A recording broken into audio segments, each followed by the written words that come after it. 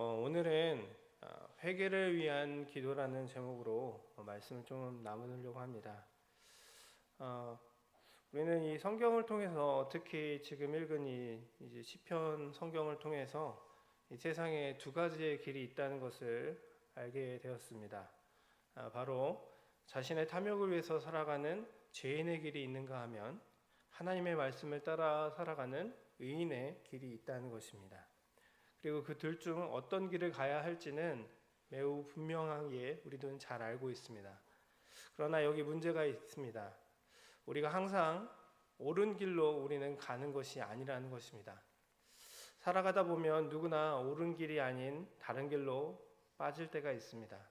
즉 하나님께서 살아가라고 보여주신 그 의인의 길을 갈 때가 있는가 하면 때로는 하나님께서 가지 말라라고 절대 가지 말라라고 경고하신 그 죄인의 길을 우리가 걸어가기도 한다는 것입니다. 사실 성경은 이 세상을 살아가는 모든 사람들이 한 사람의 예외도 없이 다 죄인의 길을 걸어갔다라고 이야기하고 있습니다.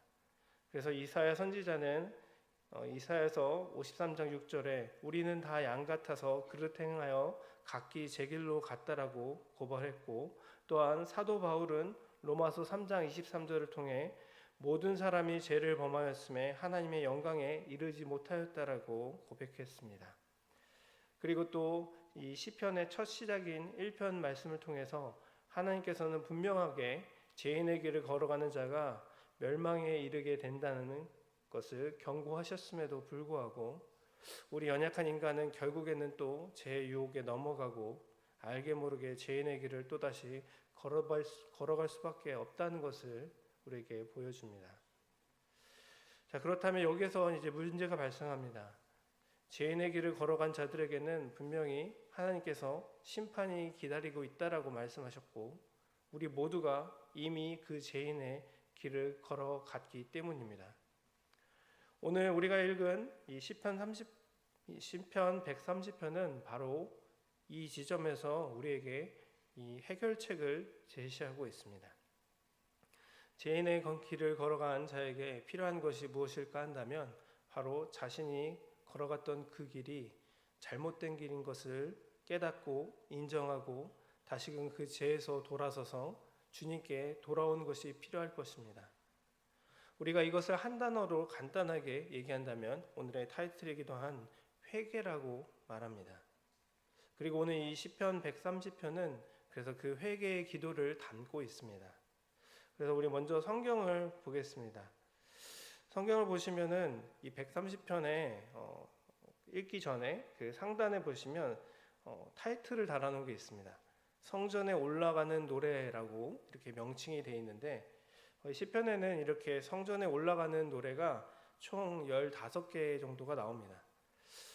시편 120편에서 134편까지가 그 성전에 올라가는 노래로 이제 명칭이 되어 있는데 이 노래를 언제 불렀냐 하면 이스라엘 백성들이 명절을 맞이하면 각기 흩어져 있는 그 곳에서 하나님께 제사를 드리기 위해서 성전이 있는 예루살렘으로 모두 모였습니다. 그리고 그 성전에 올라가면서 부르던 노래가 바로 이 시편 120편부터 134편까지 있는 그 성전에 올라가며 부르는 노래인 것입니다. 그리고 오늘 우리가 함께 읽었던 이 130편도 그 노래 중 하나입니다. 우리가 명절을 생각하면 정말 즐겁고 기쁜 날일 것입니다.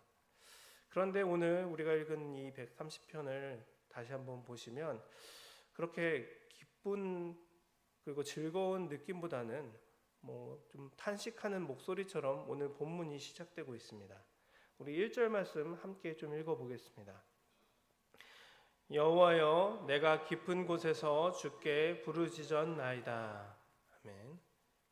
오늘 이 시편을 쓴 기자는 자신이 깊은 곳에서 하나님을 향하여 부르짖고 있다라고 말합니다. 여기서 말하는 이 깊은 곳이란 죄인의 길을 걷다가 빠져버린 깊은 웅덩이, 그 수렁을 의미합니다. 하나님께서 죄인의 길을 걸어가지 말라라고 강력하게 우리에게 경고하셨음에도 불구하고 그 길을 걸어가는 자의 삶은 결국 깊은 곳에 빠지게 된다는 것입니다. 인생의 어려움이 찾아오고 두 눈에 눈물이 흐르며 고통이 그리고 환난이 일어난다는 것입니다. 하나님께서 그 죄의 길을 걸어간 자들에게 그런 벌을, 그런 심판을 내리신다고 하셨습니다. 결국 오늘 이 130편의 이 시편의 기자도 시편의 처음 시작하는 1편의 말씀을 무시하고 죄인의 길을 걸어가다가 그만 인생의 깊은 웅덩이에 빠져버린 것입니다. 그리고 그제서야 그는 깨달았습니다. 내가 잘못된 길을 걸어가고 있었구나. 하나님께서 걸어가지 말라고 하는 길을 걸었더니 결국 이렇게 내게 고통이 찾아오는구나. 인생의 나락을 깊이 경험하고 나서야 비로소 자신이 선택한 것이 잘못되었음을 그는 깨달았습니다. 죄악으로 인해 하나님을 볼 면목이 없고 죄악의 길을 선택한 지난날이 후회가 되었습니다. 하지만 그것으로 오늘 이 성경 말씀이 끝나는 것이 아닙니다. 오늘 본문에서는 분명히 우리에게 그 이후에 있는 해결책인 복음을 소개하고 있습니다. 우리가 죄인의 길을 걸어감으로 인생이 심연에 빠진다 해도 여전히 우리에게는 그래서 소망이 남아있는 것입니다. 하나님께서 여전히 우리들의 기도를 들어주신다는 사실이 있기 때문입니다. 우리의 고통이 아무리 크고 우리의 당할 환난이 아무리 크고 우리의 실패가 아무리 깊다 할지라도 하나님은 여전히 우리의 기도를 듣고 계십니다. 그래서 오늘 이 시인은 깊은 곳에서 하나님께 부르짖었던 것입니다. 우리 1절 말씀 다시 한 번만 띄워주시겠습니까? 여호와여, 내가 깊은 곳에서 주께 부르짖었나이다. 오늘 이 말은 주님, 제가 주님의 경고를 무시하고 죄인의 길을 걸어가다가 지금 이 지경에 이르렀습니다. 제가 이제는 더 이상 혼자서는 도저히 빠져나올 수 없는 이 깊은 웅덩이에 빠져 있습니다. 하나님, 제가 지금까지 하나님 말씀을 무시하고 죄악을 선택한 결과를 제가 인정합니다.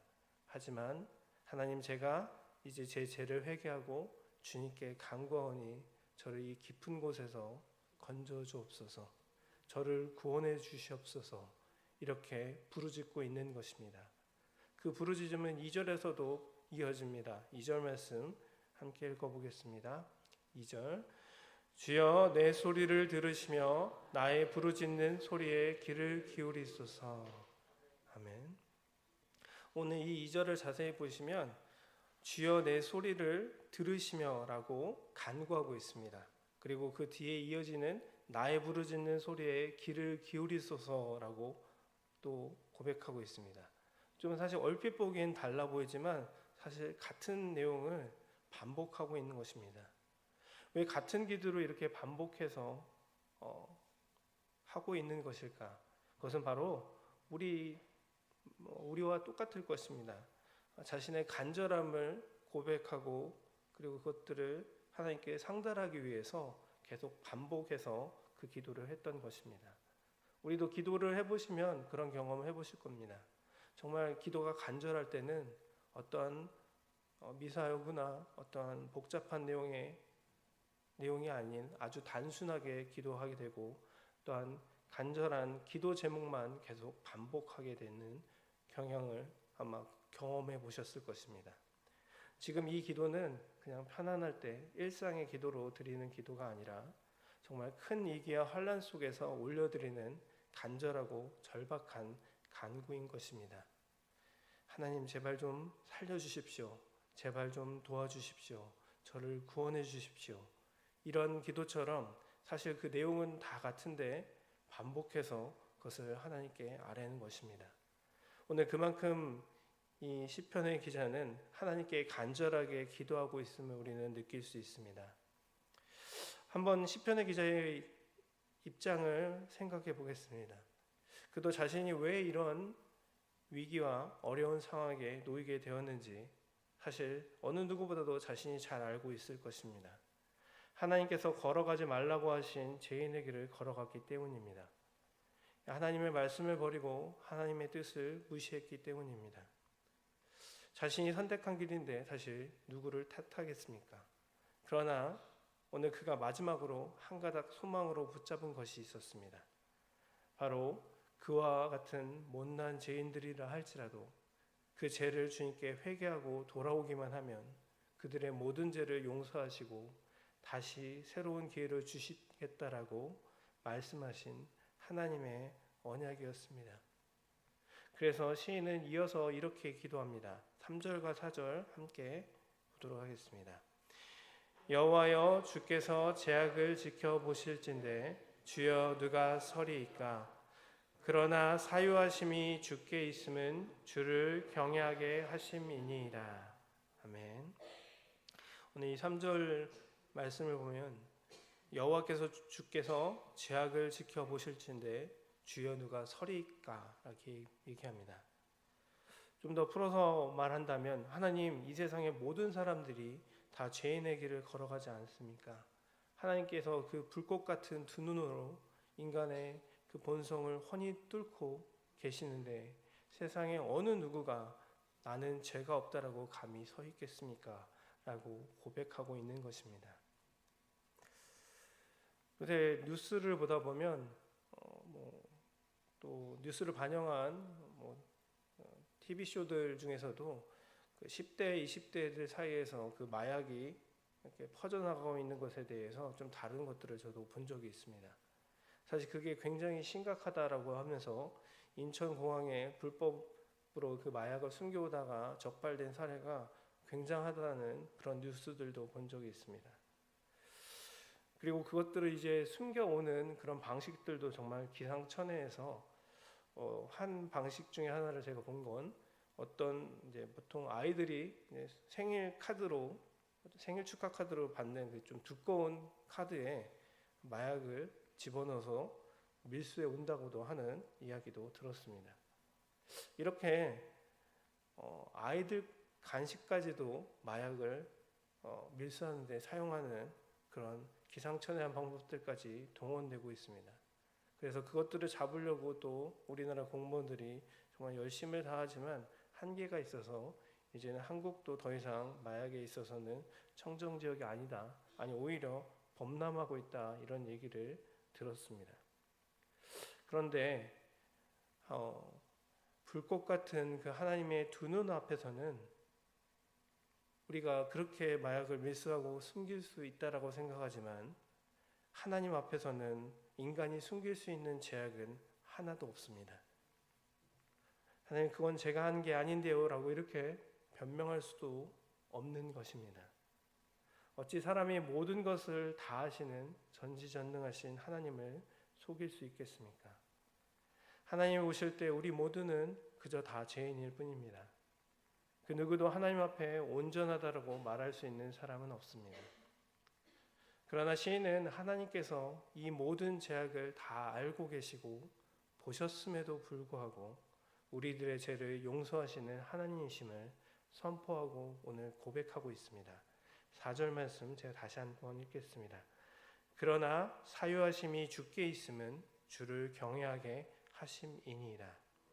아멘. 여기서 가장 중요한 단어는 그러나입니다. 우리가 아무리 질 나쁜 죄인의 삶을 살아왔을지라도 세상 사람들이 다 손가락질하고 정말 침을 뱉을 정도로 추악한 죄인이라 할지라도 그러나 하나님은 언제라도 우리가 우리의 죄를 회개하고 주님께 돌아오기만 한다면 주님은 또 우리의 죄를 용서해 주신다는 것입니다. 많은 부분이 이 대목에 대해서, 그래서 기독교에 대해서 좀 오해하실 수 있습니다. 그러면 죄를 짓고 회개하고 또 죄를 짓고 회개하고 하면 되겠다라고. 그런데 성경을 더 자세히 읽어보시면 하나님께서 인간의 죄를 용서해 주신다는 것은 그 용서해 준 이후에 우리가 더 이상 죄악을 짓고 살아도 된다는 여지를 주지 않으신다는 것입니다. 자신의 마음이 편하기 위해서 하는 회개는 가짜 회개입니다. 진정한 회개는 하나님 앞에 두렵고 떨리는 마음으로 드리며 또한 진정한 회개의 열매는 그 이후에 감사와 찬양으로 이어져 그의 삶이 변화되는 것입니다. 따라서 다시 죄악으로 돌아가지 않게 된다는 것입니다. 그는 자신의 지난날에 그 저질렀던 커다란 죄와 과오들을 용서해 주시는 그 하나님을 향해 주님을 경외합니다. 내가 주님을 끊임없이 두려워한다라고, 그리고 주님을 경외한다라고 고백하게 된다는 것입니다. 우리의 인생을 깊은 웅덩이에서 끝내버리실 수도 있고 또는 그 웅덩이에서 건져내실 수도 있으신 그 하나님이시기에 우리는 주님 앞에서 두려운 마음으로 살아가는 것입니다. 오늘 시편의 기자는 여호와 하나님의 약속과 성품을 그래서 오늘 신뢰했습니다. 그래서 그는 누구라도 진실되게 자신의 죄를 회개하고 하나님께 돌아오기만 하면 하나님께서 용서해 주시고 그 죄로 말미암아 찾아온 고난에서부터 하나님께서 구원해 주실 것을 확실하게 신뢰하기로 다짐했습니다. 오늘 5절 말씀 함께 보겠습니다. 나 곧 내 영혼은 여호와를 기다리며 나는 주의 말씀을 바라는도다.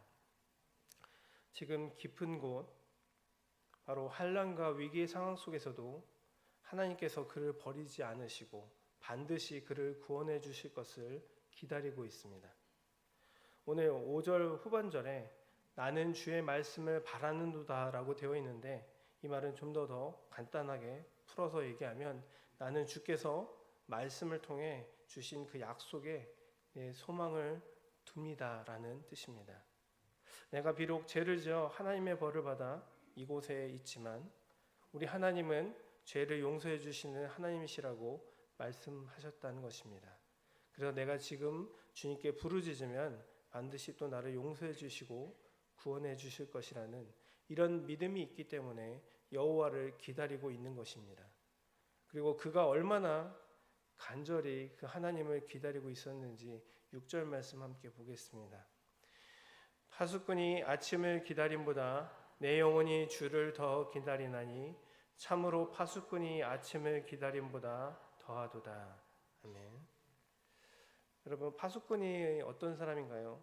잘 아시겠지만 사실 모두가 다 잠든 늦은 저녁부터 해가 떠오르는 그때까지 성벽 위에 올라서 성 밖에 어떤 적군이나 어떤 나쁜 사람들이 공격해 오지 않는지 혹은 성 안에서 도둑들이 들지는 않는지 보초를 서야 하는 사람을 의미합니다. 이 사람은 편안하게 의자에 앉아서 실내에서 근무하는 사람이 아닙니다. 지금같이 추운 겨울에는 정말 살을 내는 칼날 같은 바람을 다 온몸으로 맞아가면서 그곳에 서 있어야 합니다. 그리고 그냥 서 있는 것도 아니고 무거운 보호대를 착용하고 또한 무거운 무기를 들고 밤새도록 서서 일해야 하는 사람입니다. 이 파수꾼의 피곤함은 정말 이루 말할 수 없을 것입니다. 그러니까 이 파수꾼이 얼마나 빨리 아침이 와서 쉬기를 간절히 기다리겠습니까?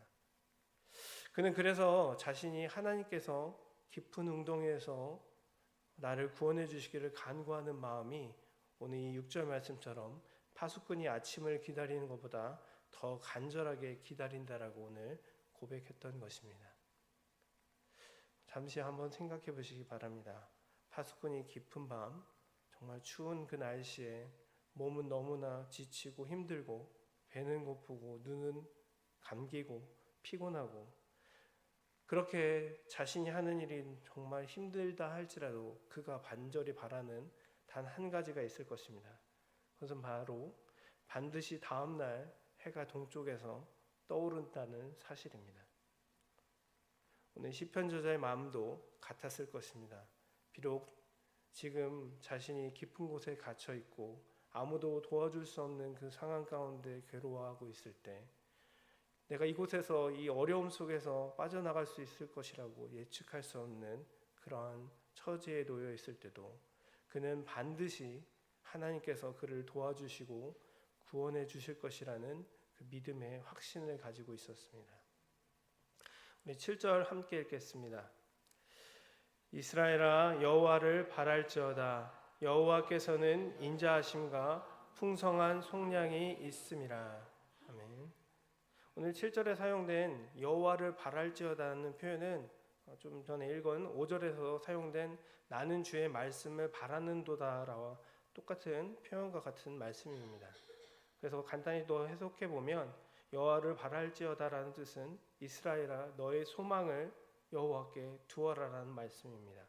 그리고 그 이유가 7절 하반절에 나오는데 우리가 여호와께 소망을 두어야 하는 이유는 바로 여호와께 인자하심과 풍성한 속량이 있기 때문입니다. 속량을 좀 쉬운 말로 바꿔보면 구속, 구원이라는 뜻인데, 그래서 하나님은 한결같은 사랑으로 인자하심으로 우리를 품어주시고 또한 고난에 처한 우리를 수차례 구원해 주신 분이시란 것입니다. 그런데 여기서 또 한 가지 주목해 보고 싶은 표현이 바로 속량 앞에 있는 단어입니다. 바로 풍성한 속량이라고 표현하고 있습니다. 속량을 구원으로 바꿔서 본다면 풍성한 구원이라는 것입니다. 풍성하다는 말이 당연히 아시겠지만 충분하다, 넉넉하다라는 뜻입니다.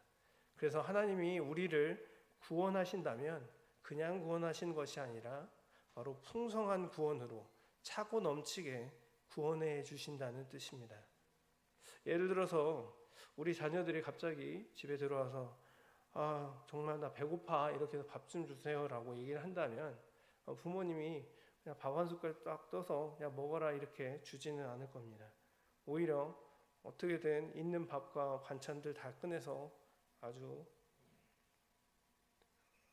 귀하고 그리고 풍성하게 그 자녀에게 그 식사를 차려줄 것입니다.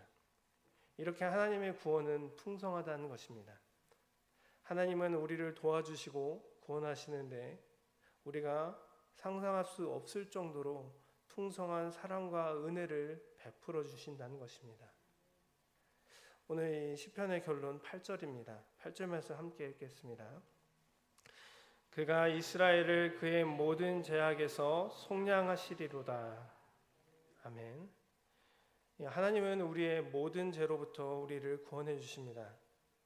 세상에 죄가 없는 사람이 누가 있겠습니까? 죄의 길을 걸어보지 않은 사람이 누가 있겠습니까? 우리는 다 양 같아서 밀어나여 각기 자기 눈에 좋아 보이는 길로 살겠다라고 하나님으로부터 도망쳤던 죄인들입니다. 혹시 그러다가 깊은 곳에 빠지진 않았는지, 그래서 더 이상 헤어나오지 못하고 있진 않은지, 그러나 오늘 이 말씀을 보십시오. 우리에게 아직 소망이 있습니다. 우리의 하나님은 우리의 모든 죄악을 용서하시고 우리를 깊은 곳에서부터 친히 건져내 주시는 하나님이십니다. 우리가 이 놀라운 주님의 사랑을 받았습니다. 우리와 같은 죄인들이 하나님의 앞으로 다시 돌아가는 길을 바로 예수 그리스도를 통해 그 길이 놓여졌다는 것입니다. 예수 십자가의 그 죽으심을 통해서 우리의 모든 죄값을 그가 대신 치러 주셨기에 우리는 이제 그 하나님께 돌아갈 수 있는 것입니다. 바로 이것이 속량입니다. 사랑에 한이 없으신 그 하나님 아버지께서 우리를 위해서 만들어 놓으신 이 길은 바로 예수 그리스도의 피로 세워진 길입니다. 그리고 우리가 그 길을 갈 수 있는 방법은 바로 회개를 통해 그 길을 나아갈 수 있습니다. 혹시 우리의 인생 속에 괴로움에 빠져 있고 깊은 곳에 헤어나오지 못한 분이 계시다면 우리 다시 주님을 부르시기 바랍니다. 파수꾼이 아침을 기다린 같이 하나님의 은혜와 도움을 기다리시기 바랍니다. 날이 아무리 어두워도 반드시 해가 뜨듯이 우리 인생의 고난이 끝없어 보이고 길이 보이지 않고 정말 길고 길어도 반드시 하나님 아버지로부터 오는 그 풍성한 구원이 우리에게 임하게 될 것입니다. 기도하겠습니다.